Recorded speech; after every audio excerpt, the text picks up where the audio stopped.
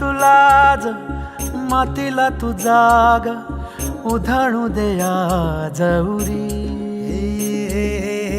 उजाडू दे आज साकड हे माग होऊ दे पहाट नवी.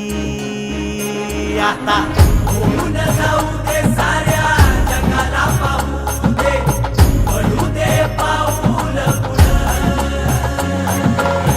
जरी काट पाया खाली लाख येळा येऊ दे पडू दे पाऊल पुढं. मोठी लढाई र लढू मातीसाठी र गड्या मनगटाच जोर लावून.